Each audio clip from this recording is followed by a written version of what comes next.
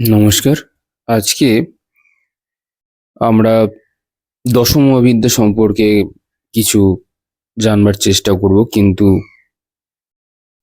কথা হলো যে এই সামান্য অডিওতে তাদের পুরো বর্ণনা করা সম্ভব নয়। তাই যতটা আর কি সম্ভব, মানে যতটা কম সময়ের মধ্যে যতটা সম্ভব হয় ততটুকু আর কি তাদের কি কাজ এবং তাদের কি আশীর্বাদ পাওয়া যায় সেইটুকু আমরা আলোচনা করবার চেষ্টা করব। কারণ পুরো আলোচনা করা তাদের পক্ষে সম্ভব নয় জাস্ট এই একটা মাত্র অডিও দিয়ে। তো শুরু করা যাক। প্রথমে আমাদের যে দশ মহাবিদ্যা অর্থাৎ 10 যে দেবী আছে, প্রথমে তাদের প্রণাম করি এবং তাদের নামগুলো একটু উচ্চারণ করে নিই। প্রথমে তো আসে দেবী কালী, দ্বিতীয় নম্বরে আসে দেবী তারা, তৃতীয় নম্বরে আসে দেবী ষোড়শী, চতুর্থ নম্বরে আসে দেবী ভুবনেশ্বরী, পঞ্চম স্থানে আসে দেবী ভৈরবী, ষষ্ঠ স্থানে আসে দেবী ছিন্নমস্তা, সপ্তম স্থানে আসে দেবী ধূমাবতী, অষ্টম স্থানে আসে দেবী বগলামুখী, নবম স্থানে আসে দেবী মাতঙ্গী এবং দশম স্থানে আসে দেবী কমলা। প্রথমে দেবী কালীকে যদি আমরা অবজার্ভ করি, আমরা দেখতে পারবো যে তার জিভটা বেরিয়ে আসে। আসলে এটাকে কি নির্দেশ করে? এটাকে ইগোলেশ ব্রহ্মাণ্ড নির্দেশ করে।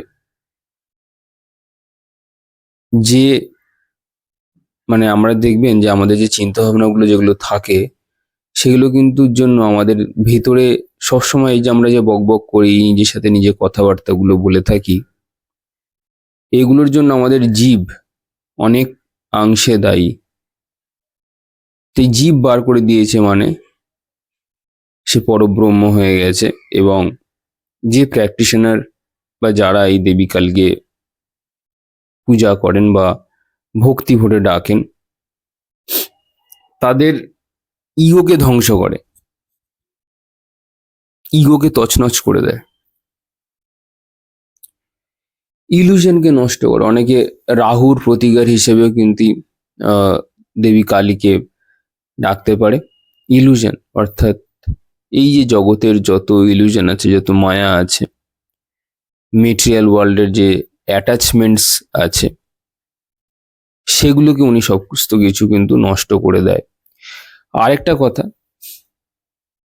যেহেতু কালের পত্নী কালী, তো কাল অর্থাৎ হচ্ছে সময়, কালা, কালা মানে হচ্ছে সময়। তো উনি মোক্ষ প্রদানকারী, মানে মুক্তি প্রদান করতে পারে। কারণ যেহেতু সময়ের চক্র ওনার হাতে রয়েছে, তো উনি মুক্তির পথে নিয়ে যেতে পারে। আরেকটা কথা যেটা আমরা বুঝি, কালী মানে অন্ধকার, অর্থাৎ সৃষ্টির প্রারম্ভে যেটাকে বলি আমরা নাথিংনেস, সেটাও কিন্তু অন্ধকার অ্যাকচুয়ালি, অ্যাবসেন্স অফ লাইট।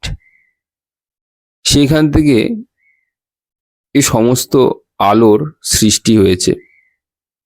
আবার একটা সময়ের পরে গিয়ে আবার সেই সব কিছু অন্ধকারে মিলিয়ে যাবে। অর্থাৎ দেবী কালী পার্মানেন্ট। এই কালোর থেকে, মানে অন্ধকার থেকে এই যে আলোর সৃষ্টি হয়েছে, এটা একটা ট্রান্সফরমেশন ফেজ। তো দেবী কালী কিন্তু ট্রান্সফরমেশন দেয় মানুষের জীবনে। মানে আজকে যে ব্যক্তি যার উপাসনা করছে, কিছুদিন পরে গিয়ে তার আধ্যাত্মিক জগতে বিভিন্ন উন্নতি লক্ষ্য করা গেছে। দেবী কালী ফিয়ার্স মা হলেও উনি, ওনার যে মেন সত্তা সেটি উগ্র। তাই নেগেটিভ এনার্জি থেকে মা তার ফিয়ার্সনেস দিয়ে রক্ষা করে থাকেন তাদের ভক্তকে। অনেক সময় মহাদেবকে ডাকলেও উনি যত না তাড়াতাড়ি আসেন রক্ষা করতে, দেবী কালী তার অনেক আগেই চলে আসে তার ভক্তকে রক্ষা করতে। এই কালের চক্রের থেকে কি কি করতে হবে উনি সমস্ত কিছু প্র্যাকটিশনার মানে অর্থাৎ যারা প্র্যাকটিস করছে অর্থাৎ তার যে পূজা পাঠ করছে তাদেরকে ঠিক শিখিয়ে দেয়। আর বেশি কিছু বলবো না, কালী নিয়ে আর অনেক কথা বলা যায় কিন্তু শেষ হবে না তাহলে অডিওতে। 10 জন আছে তো, এরপরে আমি বলবো দেবী তারা, খুব সংক্ষেপে সংক্ষেপে বলে বলে চলে যাব। গডেস অফ ডিস্ট্রাকশন বলে এবং ডেথ, অর্থাৎ মৃত্যুর দেবীও বলা হয় ওনাকে। অর্থাৎ এই মাকে সিদ্ধ যারা করে বা এই মায়ের সিদ্ধি পেলে বা আশীর্বাদ পেলে মৃত্যু পর্যন্ত আসার আগে এইরূপ সাধকের কাছ থেকে পারমিশন নেয়। মৃত্যু আসলে এই দেবী সবসময় সাধককে রক্ষা করেন, মৃত্যুর সময়ও গাইড করেন। তাই স্বয়ং মৃত্যুও আসতে ভয় পায়, সাধককে বাকসিদ্ধ করে, সাধককে বাকসিদ্ধ করে। কিন্তু কথা হচ্ছে এই যে যে দশমহাবিদ্যার কথা বলছি আপনাদেরকে, এগুলোকে সাধারণত আমরা প্র্যাকটিস করতে পারি না, তার কারণ এগুলোর জন্য কন্টিনেন্স দরকার, অর্থাৎ তপস্যা, বৈরাগ্য। এই মায়ার সংসারের থেকে এগুলো সম্ভব হয় না, কারণ যে সমস্ত যোগ্য গুরুও অ্যাভেলেবেল নেই যে আপনাকে কেউ শেখাবে। তো এগুলোকে এমনি শোনার জন্য শুনুন, অভ্যাস করতে যাবেন না। তো এরপরে আমরা দেবী ষোড়শীর কথা বলবো। অনেকে ত্রিপুরা সুন্দরীও বলে, খুব দেখতে সুন্দর হয়। তো এই দেবী কি করে, মানুষকে দুই সুখই দিয়ে থাকে, অর্থাৎ স্পিরিচুয়াল সুখ, আধ্যাত্মিক জগতের সুখ এবং মেটেরিয়াল জগতের সুখ, এই দুই সুখই দিয়ে থাকে। এই সাধনা করলে বা দেবী ষোড়শীর সাধনা করলে পরে লোকে যেরকম দেহ, মন এবং ইমোশন কে স্ট্রেংথ করতে পারে বা শক্তিশালী করতে পারে, আবার এই দেবীকে সাধনা করে লোকে নির্বাণা অর্থাৎ সমাধি পর্যন্ত তারা যেতে পারে বা স্পিরিচুয়াল জগতে, আধ্যাত্মিক জগতের উন্নতি সাধন তারা করতে পারে। এই দেবী ফিনান্সিয়াল প্রসপেরিটি দিয়ে থাকে, দেবী ষোড়শী, ত্রিপুরা সুন্দরী। এবং এই দেবীরও যে 7 যোগিনী আছে সেটা নিয়ে অলরেডি আমরা একটা অডিও করেছি, যে 7 যোগিনী 7 চক্র। তো এই দেবীর যারা যারা যারা সাব লর্ড আছে বা যোগিনী আছে, তারা আমাদের 7টা চক্রকে কিভাবে কে কোথায় কিভাবে নিয়ন্ত্রণ করে, আমাদের শরীরে যে 7 চক্র আছে, তো সেটা অলরেডি অডিও করা আছে। আপনারা যদি কেউ চান, তা দেবী ষোড়শী অর্থাৎ ত্রিপুরা সুন্দরী ললিত সহস্রনাম নাম থেকে নেওয়া হয়েছিল। তো সেটা অলরেডি অডিও দেওয়া আছে, সেটা আপনারা ইউটিউবে গিয়ে শুনতে পারেন চ্যানেলে। 7 চক্র 7 যোগিনীর নাম দিয়ে রয়েছে। এরপরে আমরা আসবো দেবী ভুবনেশ্বরী। দেখুন, ভুবনেশ্বরী কথাটার মধ্যে এই যে ভুবন রয়েছে, ভুবন মানে কি? ভুবন মানে হচ্ছে ব্রহ্মাণ্ড।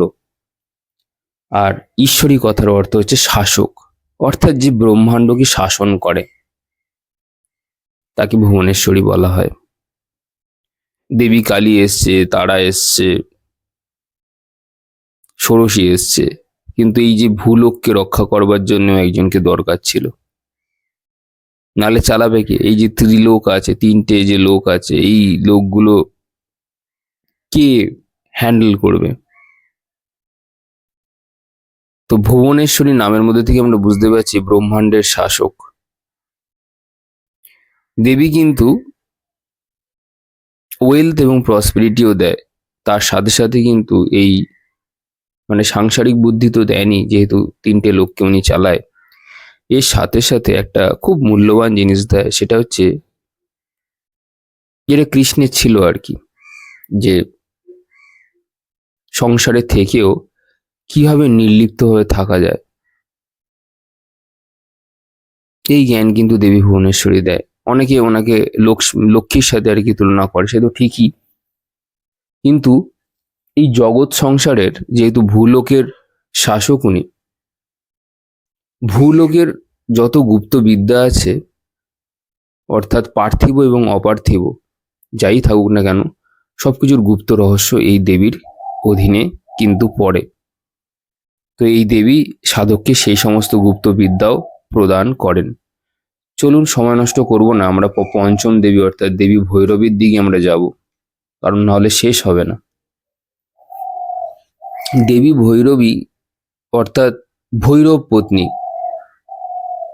ভৈরবের স্ত্রী ভৈরবী, খুব সোজা ব্যাপার। তো ভৈরবী কথার অর্থ হচ্ছে গিয়ে ভয়ানক।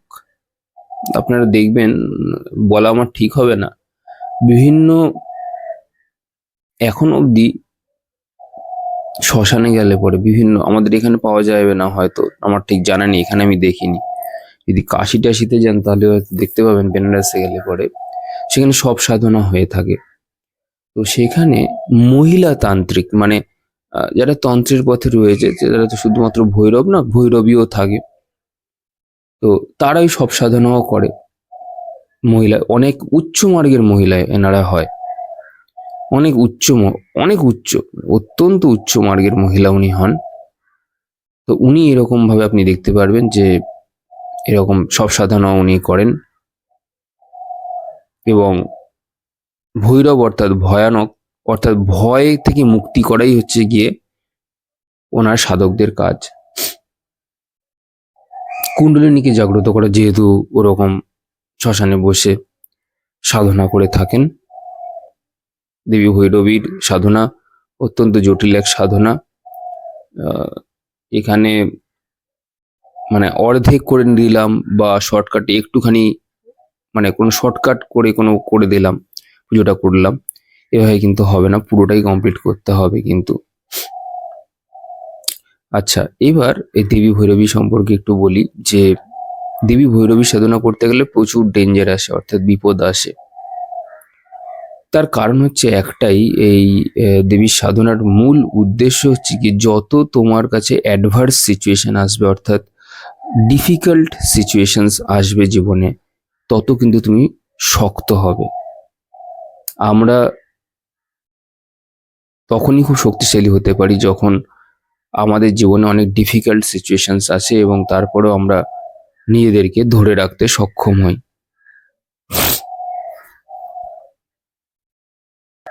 তো দেবী ভৈরবী বোঝা গেল, এটা অত্যন্ত একজন ভয়ানক বা ভয়ঙ্কর একটি সাধনা। এগুলো সাধারণত ঘরে যারা গৃহস্থ আছে তাদের পক্ষে এই সাধনা করা সম্ভব নয়। এগুলো উচ্চমানের বৈরাগী এবং সাধক যারা থাকে পার্টিকুলারলি, তারাই এই দেবী ভৈরবী সাধনা কিন্তু করতে পারে। নেক্সট আমরা আরেকজন দেবীর কথা বলবো, 6 নম্বর দেবী। তিনি হলেন গিয়ে দেবী ছিন্নমস্তা। আমরা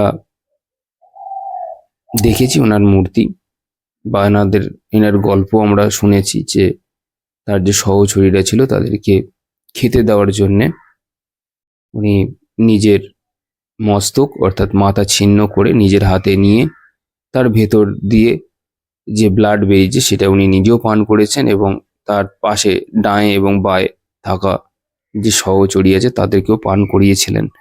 এবার কথা হচ্ছে, ওই যে দুপাশে দুটো রক্তর যে বন্যা আমরা দেখি, সেটা কিছুই না, সেটা হচ্ছে ইরা আর একটা হচ্ছে পিংলা, যেটা আমাদের শরীরের মধ্যেই থাকে নাড়ি। আর একটা মাঝখানের যে নাড়ি, সেখান থেকে উঠে আসে সুষুম্না। তো সুষুম্না থেকে উনি নিজে রক্ত পান করেছিলেন। অর্থাৎ বুঝতে পারছেন যে পুরোপুরি কমপ্লিট ইগো নাশ। মাথা কেটে নেওয়া মানে সেই মানে ইগো নাশ, একদম ইগো কিচ্ছু নেই। তো অত্যন্ত স্ট্রিক্ট এই দেবী। আমি তো বলবো যে যারা ওয়েল প্র্যাকটিসড নয় তাদেরকে এই দেবীর সাধনা করা উচিত নয়। স্পেশালি একটু করে ছেড়ে দিলাম বিকল্প কোনো মার্গ দিয়ে, এইভাবে যেন না হয়। মানে এবং আমি একটা জিনিসও বলবো, দেবী ছিন্নমস্তার পুজো তার তখন করা উচিত যখন তার আর কিছু সাধকের আর কিছু মানে সব ট্রাইড, ওয়েল অ্যান্ড টেস্ট, সমস্ত কিছু টেস্ট করা হয়ে গেছে, কিন্তু তারপরেও তার হাতে আর কোনো অপশান নেই।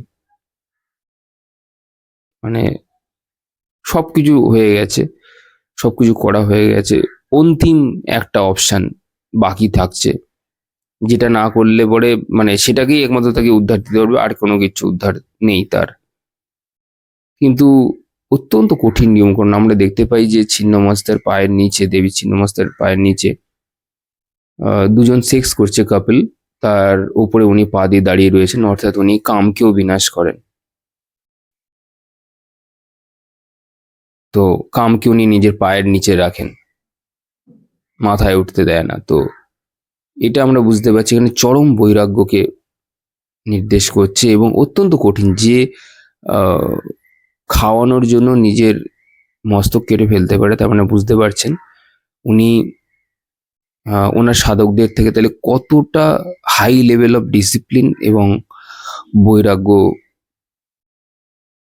চায়।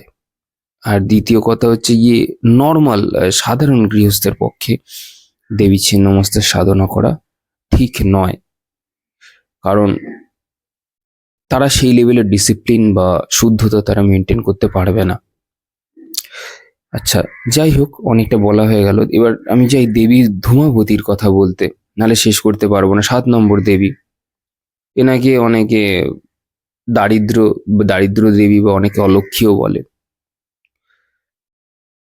আসলে উনি ওনার পেছনে দেখবেন অনেকগুলো ক্রোকে দেখতে পাবেন, মানে কাককে দেখতে পাবেন।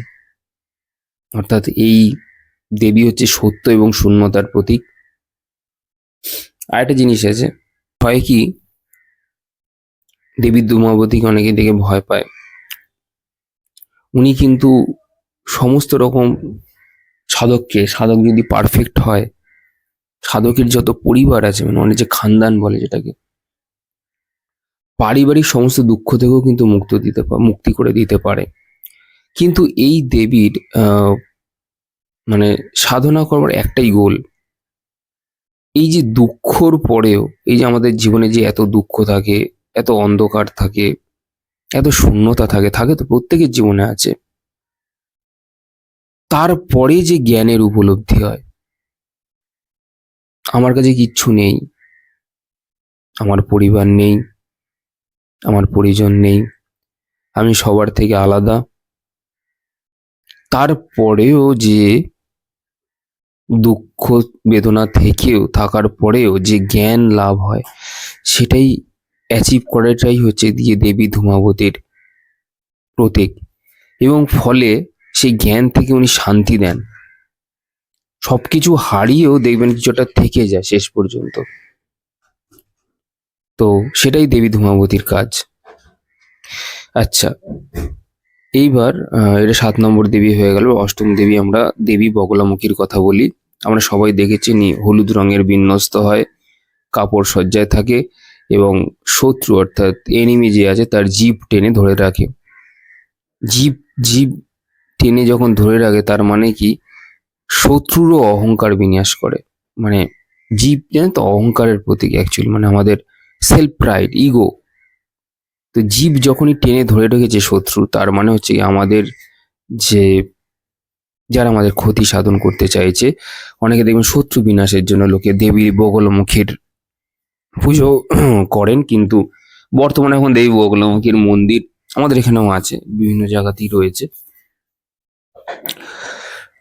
কিন্তু দেবীকে যেরকম ভাবে ডেপিক্ট করা হয় মানে বিভিন্ন মন্দিরে, হয়তো রয়েছে, কিন্তু ওনার উগ্র রূপ কিন্তু তার ঠিক আলাদা।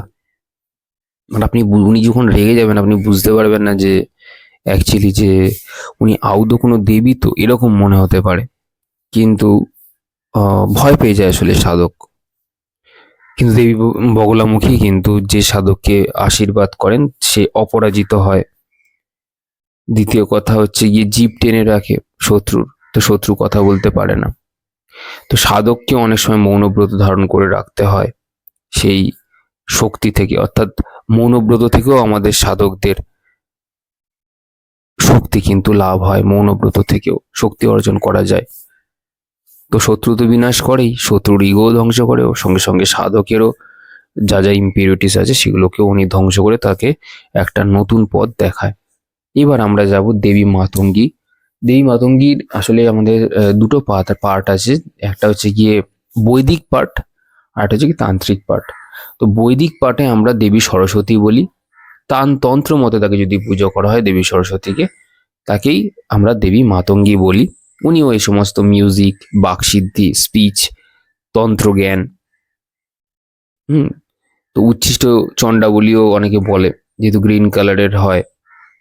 গ্রিন কালার মানে হচ্ছে গিয়ে এখানে বোঝাতে চাইছে যে আপনার মাস্টারি রয়েছে কিসের উপর, আপনার স্পিচের উপর, আপনার সঙ্গীত সাধনার উপর, আপনার শিল্পকলার উপর। তো বৈদিকভাবে আমরা যাকে মা সরস্বতী বলি, দেবী সরস্বতী বলি, তন্ত্র মতে তাকে আমরা দেবী মাতঙ্গী বলে থাকি।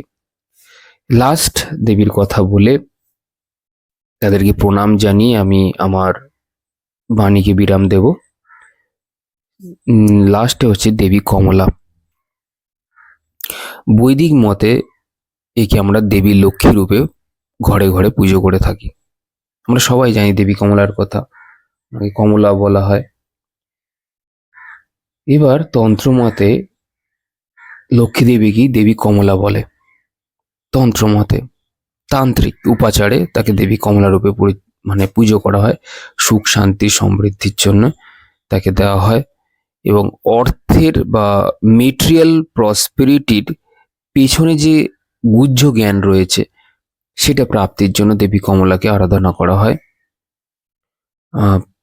ফিনান্সিয়াল প্রসপেরিটি তো দেয়, কিন্তু সেই ফিনান্সিয়াল প্রসপেরিটিকে কীভাবে ইউজ করতে হবে অহংকার না রেখে, সেই অহংকার দমন করেন। অনেকে দেবেন মেটেরিয়াল প্রচুর পয়সা থাকলে লোকের মনে একটা ইগো জন্মায়, সেই ইগোকে উনি ধ্বংস করেন। মেটেরিয়াল জিনিসের দেওয়ার পেছনে যে ইগো আছে সেই জিনিসটাকে উনি ধ্বংস করে থাকেন।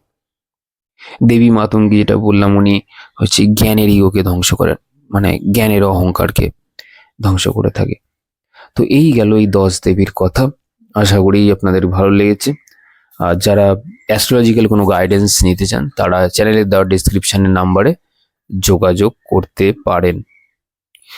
আর সবশেষে একটাই কথা বলবো যে আপনারা কি ওইগুলোকে প্র্যাকটিস করতে যাবেন না, শুধু জানার জন্য হলে আপনারা জানলেন, যতটুকু সময় সাপেক্ষের মধ্যে হয় হলো, কারণ এনাদের কথা বললে কোনোদিনও শেষ হবে না, বলতেই থাকতে হবে ইন্ডিভিজুয়ালি। ধন্যবাদ, সবাই ভালো থাকবেন। আজ আসি।